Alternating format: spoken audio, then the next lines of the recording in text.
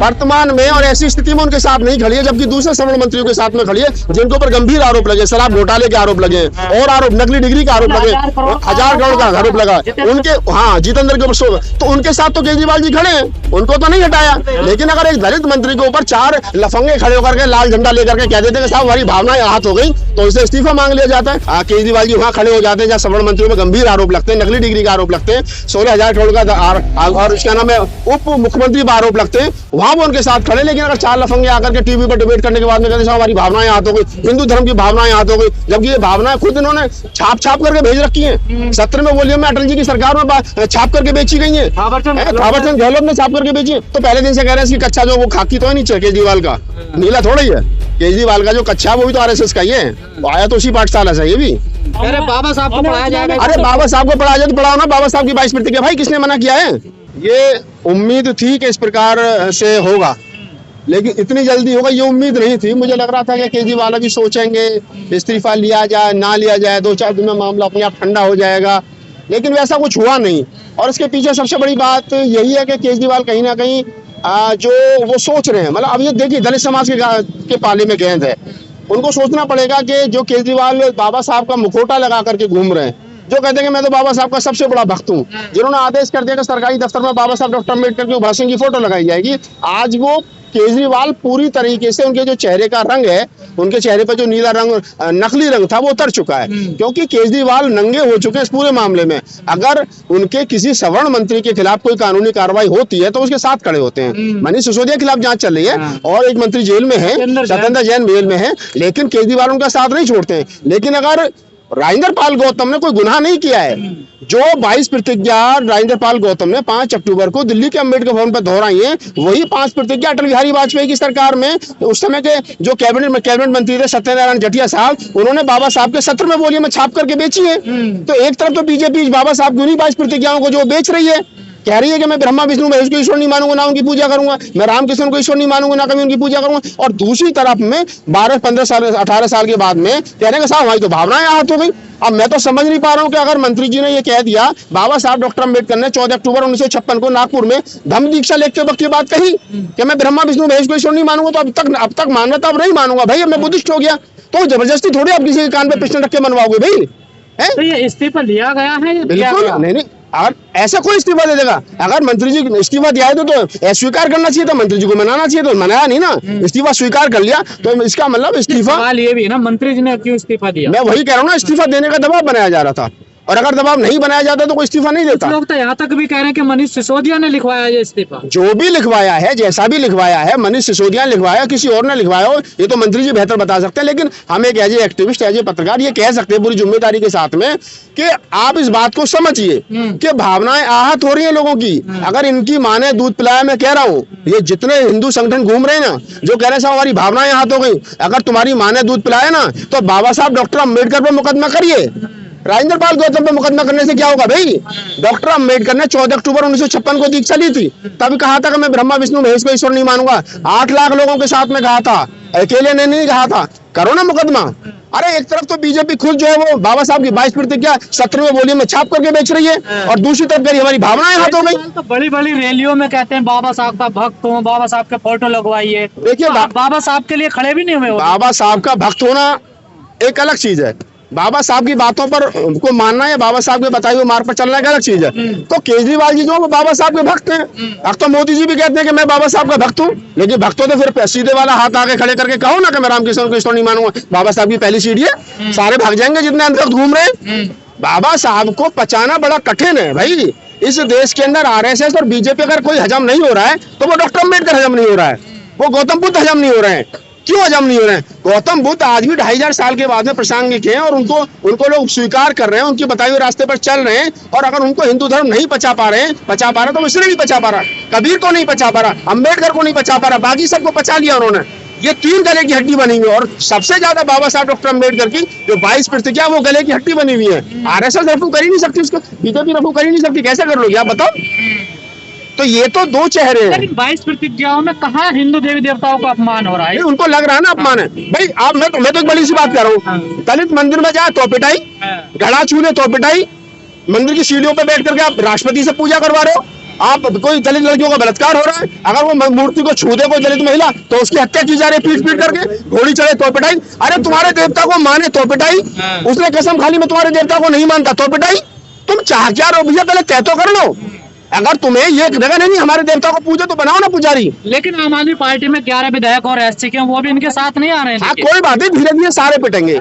ये 11 नहीं, मैं कह रहा हूँ देश के अंदर 1044 दलित समाज के विधायक हैं, ये सारे पिटेंगे। बाबा साहब ने जो राजनीतिक आरक्षण दे रखा, मैं कह रहा हूँ सरकार से मेरी अपील है ये खत्म होना चाहिए। जिस दिन ये खत्म हो गया ना फिर इनकी अकल ठिकाने आ जाएगी, किसी गांव के प्रधान नहीं बनेंगे, फिर इनको सबको पता चल जाएगा किसी की औकात है। मंत्री साहब को भी विरोध करना चाहिए केजरीवाल का। नहीं, मंत्री साहब का व्यक्तिगत डिसीजन, वो विरोध करेंगे नहीं करेंगे। अभी तो मंत्री साहब ये कह रहे हैं मेरे नेता केजरीवाल जी हैं। जब मंत्री साहब के साथ खड़े नहीं हुए हो तो नहीं, खड़े होना ना होना उनकी आपस में क्या बातचीत हुई है दोनों बेहतर जानते हैं। ये बात की बातें इनके भविष्य के गर्म है, लेकिन मैं वर्तमान समय जो है उसमें ये दावे के साथ कह सकता हूँ कि वर्तमान समय में आप इस बात को समझिए। इस्तीफा तो अभी लिया ना, अभी की बात मैं गजेंद्र जी वही बात कह रहा हूँ कि आप इस बात को समझिए, इस सच को स्वीकार कीजिए। अभी आप इस सच को स्वीकार कीजिए कि अगर इस्तीफा लिया है, इस्तीफा हुआ है तो उसके का स्वीकार हो गया ना, तो आप इस बात को ये कहिए कि इस्तीफा लिया गया था और मजबूरी में दिया गया है। आप इसको ऐसे भी देख सकते हैं। लेकिन मैं यही कह रहा हूं कि जो लोग ये कह रहे हैं कि हमारी भावनाएं आहत हो गई, या जो आपका कहना है कि 11 जो एमएलए और है वो साथ में खड़े नहीं हो रहे।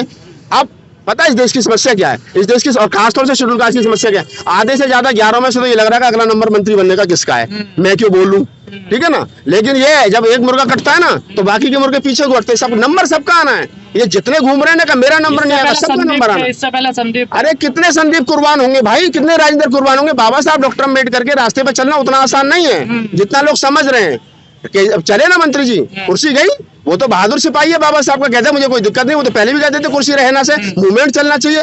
तो मैं हमेशा से एक बात कहता हूं कि ये फूले अम्बेडकरी आंदोलन जिंदा रहना चाहिए। अगर आंदोलन जिंदा रहेगा तो हम 1000 राजेंद्र पाल पैदा कर लेंगे, 1000 मायावती पैदा कर लेंगे, 1000 दूसरे पैदा कर लेंगे, लेकिन अगर मूवमेंट मर गया ना तो हम एक भी पैदा नहीं कर पाएंगे। जरूरत है वर्तमान समय में जो देश के अंदर राजनीति हो रही है, ऐसे दौर में फूले अम्बेडकरी आंदोलन को बचाए रखना, अम्बेडकर के मूवमेंट को बचाए रखना, ये महत्वपूर्ण है। नगर निगम को फर्क पड़ेगा केजरीवाल साहब? बिल्कुल पड़ना चाहिए। मैं तो कह रहा हूँ अगर सही मायने में देखो मंत्री जी का व्यक्तिगत डिसीजन वो क्या लेंगे, नहीं डर नहीं है ना। मैं कोई कह रहा हूँ ना, अगर इस देश की राजधानी दिल्ली में 25% शेड्यूल कास्ट है, अगर एक औसत मान लिया जाए तो 25% शेड्यूल कास्ट में की वोट से और मुसलमानों की वोट से ही तो बने केजरीवाल साहब, और तो किसी ने वोट दिया नहीं। सवालों का तो वोट बीजेपी को गया सीधा सीधा। अगर वो वोट केजरीवाल, अब भी 25% शेड्यूल कास्ट अपने मंत्री का अपमान होने के बाद में, और केजरीवाल साहब बीजेपी के दबाव में आकर के अपने मंत्री का इस्तीफा मांग लेते हैं, और उसके बाद में सारा मीडिया, सारा सिस्टम, सारा खामोशी के साथ में बना रहे, और मेन स्ट्रीम मीडिया कहेगा देखो साहब हम तो जीत गए, या बीजेपी के नेता के साहब हम तो जीत गए, हमने तो क्या नाम है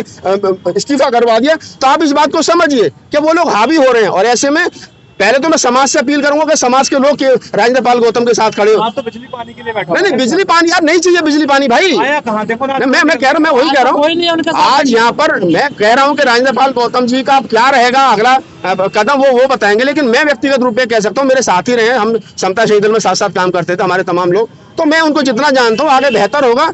और समाज को अब सोचना चाहिए क्या ऐसी स्थिति में भी केजरीवाल को वोट देना है, और दोगे तो क्या मुद्दा है आपके पास में। ठीक है आप जी राजेंद्र जी का जो स्पष्टीकरण साफ नहीं होना चाहिए कि इन्हें जो है अब साफ तौर पर सामने आ जाना चाहिए। बिल्कुल। मैं तो देखिए मैं जितना समझ रहा हूँ मैं वही समझ रहा हूँ ना कि अब राजेंद्र पाल गौतम को जिस प्रकार से उन्होंने कहा है कि मेरी पार्टी को और मेरे नेता को बदनाम करने की कोशिश की जा रही है, और मेरे समाज के ऊपर जो शोषण अत्याचार हो इसलिए मैं इस्तीफा दे रहा हूँ, तो अच्छी बात है इस्तीफा दिया उन्होंने समाज के दुख दर्द को समझ कर अपनी पार्टी को बचाने के लिए। लेकिन क्या उस पार्टी को बचाना चाहिए क्या जो पार्टी वर्तमान में और ऐसी स्थिति में उनके साथ नहीं खड़ी है, जबकि दूसरे श्रवण मंत्रियों के साथ में खड़ी है जिनके ऊपर गंभीर आरोप लगे, शराब घोटाले के आरोप लगे, और आरोप नकली डिग्री का आरोप लगे, 1000 करोड़ का आरोप लगा उनके, हाँ जितेंद्र के ऊपर, तो उनके साथ तो केजरीवाल जी खड़े हैं, उनको तो नहीं हटाया। लेकिन अगर एक दलित मंत्री के ऊपर 4 लफंगे खड़े होकर के लाल झंडा लेकर के कह देते कि साहब हमारी भावनाएं आहत हो गई, तो इसे इस्तीफा मांग लिया जाता है। तो सोचना चाहिए ना। केजरीवाल कह रहे हैं कि ये सब असुर है, कंस की औलाद है, जो इस तरह की बात करते हैं। हाँ तो वो अब देखो ना, जय श्री राम का नारा भी लगा रहे हैं। वो आप इस बात को समझिए, इसको धार्मिक रंग दिया जा रहा है, किसी को सुर बताया जा रहा है, किसी को असुर बताया जा रहा है, किसी को। अब कौन सुर है कौन असुर है, इतिहास में जाएंगे तो सुर असुर का भी पता चल जाएगा आपको। तो कौन कंस की औलाद है कौन कंस की औलाद नहीं है, वो बहुत सारी चीजें हैं। अगर इस पर डिबेट करेंगे तो लंबी हो जाएगी, लेकिन मेरा सिर्फ तो आपको नहीं लगता आप दलितों को विचार करना चाहिए दिल्ली में? देखिए, दलित दिल्ली के बड़े भोले हैं। मान्यवर साहब काशीराम ने एक बात कही थी कि यहाँ अपनी दाल नहीं गलेगी, चलो यूपी की ओर। तो आप काशीराम साहब फेल हो गए, बीच में थोड़ा समाज तैयार हुआ, 14-15% वोट तैयार हुआ, बाद में वो भी बिखर गया, झाड़ू के साथ में चला गया पानी और बिजली के चक्कर में। तो मेरा कहने का मतलब ये है कि वोट किसको देगा, आदमी का लोकतांत्रिक स्वतंत्र अधिकार है, लेकिन विचार करना चाहिए कि जहां आपके मंत्री का मान सम्मान नहीं है, केजरीवाल जी वहां खड़े हो जाते हैं जहां सवर्ण मंत्रियों में गंभीर आरोप लगते हैं, नकली डिग्री का आरोप लगते हैं, 16,000 करोड़ का और उसका नाम है उप मुख्यमंत्री पर आरोप लगते हैं, वहां वो उनके साथ खड़े। लेकिन अगर 4 लफंगे आकर के टीवी पर डिबेट करने के बाद में कहते हैं हमारी भावनाएं हाथ हो गई, हिंदू धर्म की भावनाएं हाथ हो गई, जबकि ये भावनाएं खुद इन्होंने छाप करके भेज रखी है। 17वें वॉल्यूम में अटल जी की सरकार में छाप करके बेची गई है, थावरचंद गहलोत ने छाप करके बेची है, ये खुद कह रहे हैं। अब वहां गुजरात में छाप रहे हैं कि साहब क्यों ये कह दिया, अब इनकी भावना तो राम हो गया। जो धर्म है ना, वो बीजेपी के लिए राजनीति है, धर्म से उनको कोई लेना देना है नहीं। सही मायने की बात ये है। तो हमारे लोगों को खुद सोचना चाहिए कि वो क्या करेंगे क्या नहीं करेंगे। जब हमारे मंत्री के साथ में सिस्टम नहीं खड़ा, सरकार नहीं खड़ी है, सरकार के बड़े नुमाइंदे नहीं खड़े, केजरीवाल जी नहीं खड़े, तो उनको भी सोचना चाहिए कि वो मंत्री जी के साथ आकर के खड़े हों और मंत्री जी की हिम्मत बढ़ाएं। सामने आएगा लोग, वो हम तो पहले दिन से कह रहे हैं, इसकी कच्चा जो वो खाकी तो है नीचे केजरीवाल का, नीला थोड़ा ही है। केजरीवाल का जो कच्चा वो भी तो आरएसएस का ही है, वो आया तो उसी पाठशाला से। ये भी अरे बाबा साहब को पढ़ाया जाएगा। अरे बाबा साहब को पढ़ाया जाए तो पढ़ाओ ना, बाबा साहब की 22 प्रतिज्ञा भाई किसने मना किया है, पढ़ाओ बाबा साहब को, किसने मना करा है। बाबा साहब को हजम करना उतना आसान नहीं है भाई। आपके पड़ोस में खड़े कह रहे हैं केजरीवाल की बात मत करो। हाँ तो वो करेंगे, वो पार्टी कार्यकर्ताओं को, मुझे कोई लाल बत्ती थोड़ी चाहिए, मैं तो बोलूंगा। आने वाले चुनाव में क्या असर पड़ेगा इस पूरे पड़ेगा, लोगों को तैयार करना चाहिए, मंत्री जी को लोगों को तैयार करना चाहिए, समाज को तैयार करना चाहिए, लोगों को फर्क पड़ेगा क्यों नहीं पड़ेगा। अगर दिल्ली के 25% शेड्यूल कास्ट और पंजाब के 33% शेड्यूल कास्ट भी, तो अगर केजरीवाल को नहीं दिख रहे तो फिर ये बड़ी बात है, तुम्हारी अनदेखी हो रही है। अगर जिन्होंने दिखाई देते तो ऐसा होता। हाँ तो मैं कह रहा हूँ ना, ताकत दिखाओ ना भैया, कब तक पिछलग्गू बने रहोगे। ये वही समाज है कि 2 अप्रैल को लठ लेकर के निकला था, एक दिन में क्रांति ला दी थी। ये हाथी की जैसा समाज है, या तो ताकत का एहसास नहीं होता तो फिर आगे पीछे कुछ बचता नहीं है, सुपड़ा साफ कर देते हैं। ये 5 अक्टूबर को जिन्होंने दीक्षा ली थी, जो बनते हैं वो भी नजर नहीं आ रहे हैं आज यहाँ पे। कोई बात नहीं, सब नजर आएंगे, रुक जाओ, अभी आह्वान होगा, सब लोग नजर आएंगे, नहीं नजर आएंगे।